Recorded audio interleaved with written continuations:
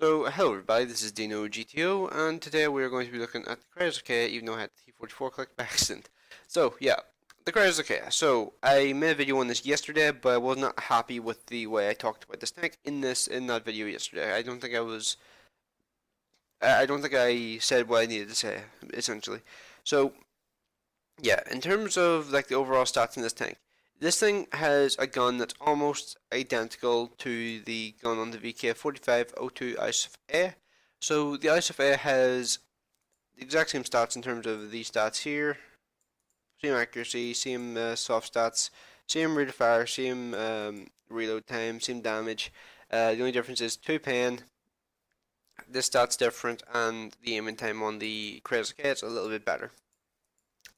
So yeah, if you've driven the VK4502A, you know what the gun handling is like, and so I would say the gun handling on it will probably be pretty decent because as far as I remember, the VK4502A had a pretty reliable, nice handling gun. So the gun handling is going to it's going to handle pretty nicely on the Chrysler K as well. But the issue I have with the Chrysler is the 198 pen with a rear mounted turret is going to be really, really dodgy because this thing is going to promote more of a outright brawl kind of playstyle, like the kind of side scrape off, if that makes sense. This is definitely more of a side scraping tank than the VK4502A, which can kind of multi-purpose role. The VK is pretty much known for being more of a medium tank than a heavy tank these days. So yeah, the VK4502 has that kind of versatility. The Chrysler K is definitely going to be more of a city fighter than the VK4502, even though the VK4502 is actually technically worse in terms of overall mobility. The VK only has 3 kilometers an hour faster top speed and 2 kilometers an hour better reverse speed, whereas the Chrysler K, as I said, it's 35 and 14. But the part weight ratio in the Chrysler K is absolutely mental. This part weight ratio is almost identical to the T54s. If you don't believe me, here it is. So 20.01, 20. Yep, that's kind of insane. Almost identical part weight ratio to the T54. That's mental. And when it comes to the overall traverse speeds and all of the tank, the Chrysler K, I haven't really seen too many vehicles which really come that close to it, so I'm just going to click through a couple of vehicles here that I think may be kind of fast and might be comparable. So let's see, the 110. What's the 110's traverse speeds? So the 110 is actually surprisingly close, which is nice to actually see. So the 110 in terms of traverse speeds, it's worse in terms of tank traverse speed, but it makes it up in the turret traverse speed. It's 2 degrees worse in the tank traverse, but 2 degrees better in the turret traverse. So yeah, it's going to be pretty much as maneuverable as the 110, and the IS3 has pretty much identical stats to the 110. So yeah, it's going to be pretty much as maneuverable as an IS3. So let's see, 31.29, 33.37.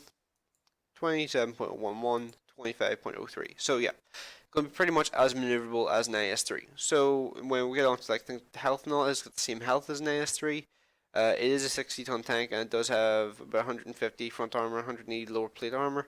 So this thing could potentially be good at ramming, but the top speed limitation kind of makes it a little bit difficult. So yeah, I think that's the bulk of the points I really need to go over. But I should just mention quickly, this thing has 6 degrees of gun depression because it's a rear-mounted turret. 6 degrees is better than I would have expected from a rear mounted turret like this, but I'm just going to go over my general thoughts on this tank now. So whenever you compare this tank to the T32, there's 3 areas where the T32 is better. T32 has a better turret reverse speed, as far as I recall. It has 4 degrees more gun depression, and it has 20 meters more view range. It's better in 3 stats.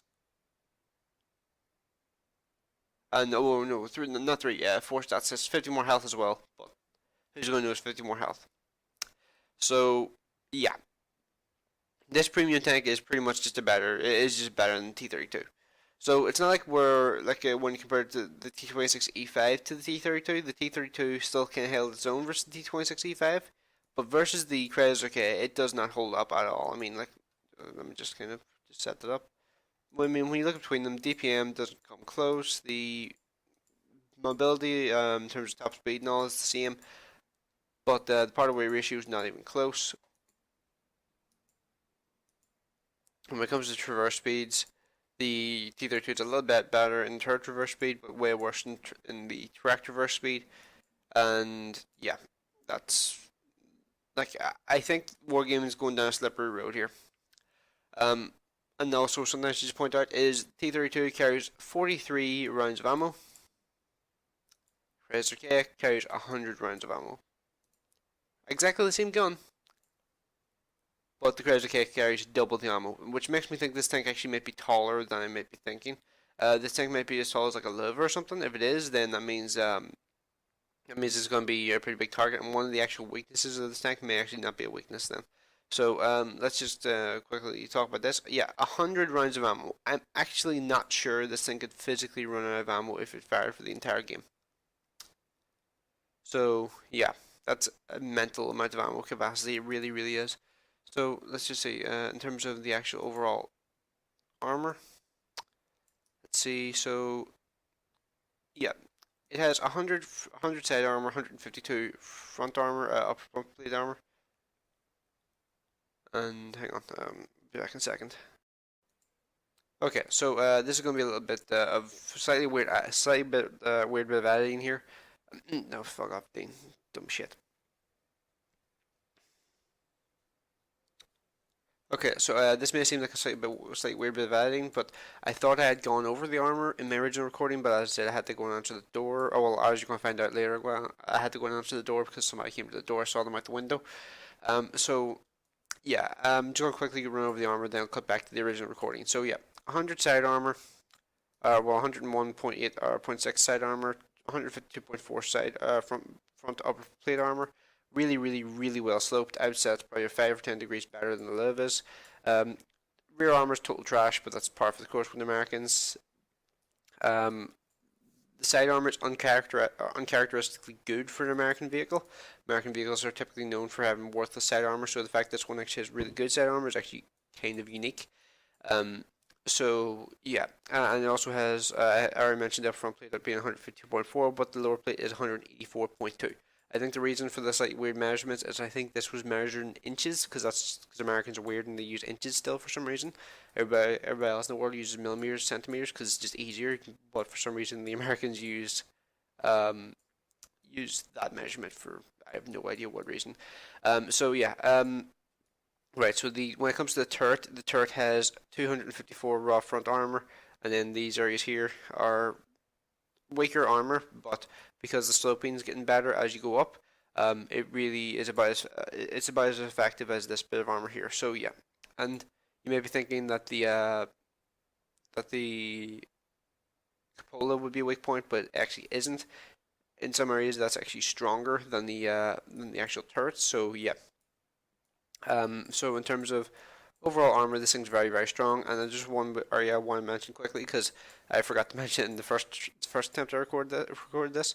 Um, I'm going to cut back and mention it, but I didn't actually describe what the weakness was with this.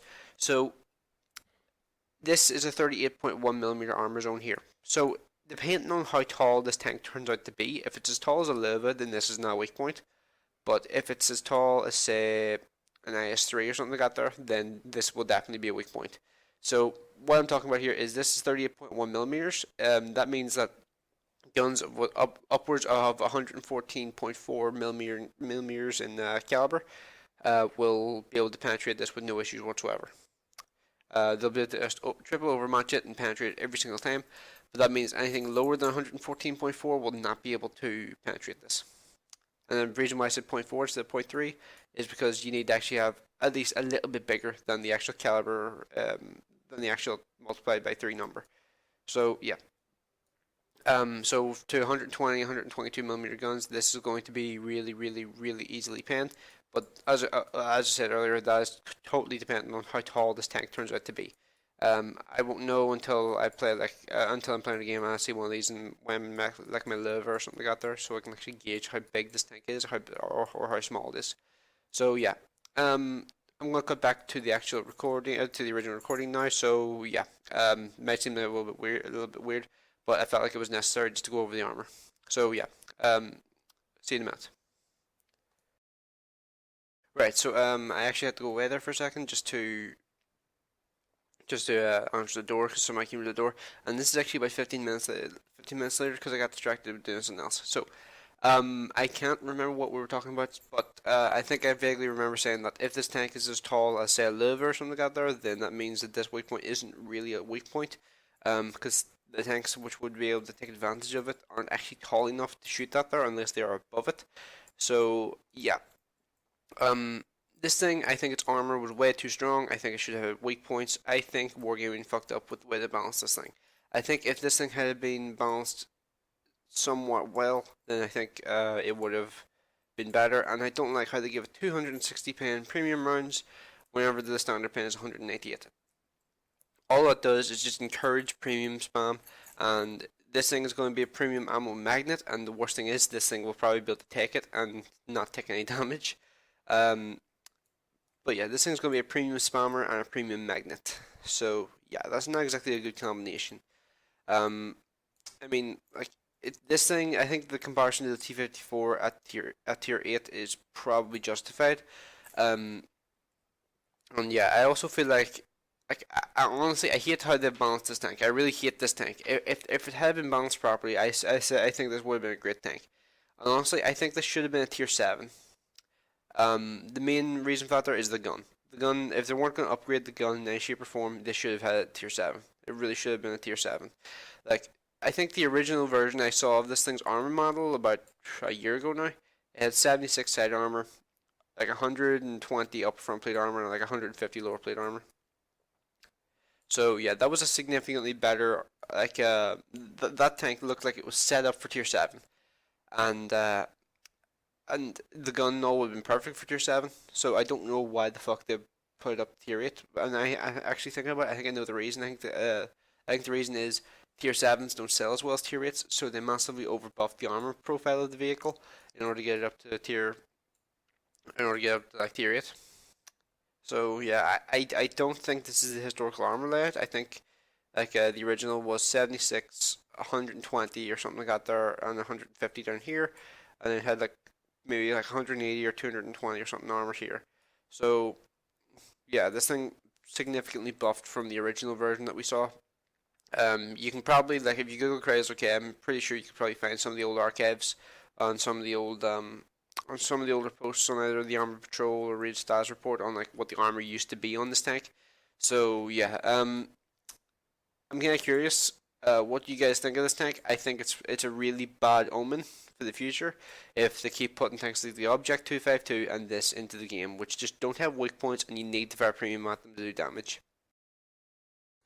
And yeah, I guess that's really about it. I'd just like to say sorry for the kind of weird editing. I had to edit in an armor overview because my original armor overview was kind of distracted. I got distracted and I forgot what I was doing in terms of the armor overview. So I'd just like to quickly apologize for that there. And yeah, I guess let me know, as I said, what you think of this thing. What do you think of like the future of the game? And yeah, thanks for watching. I will see you in the next one.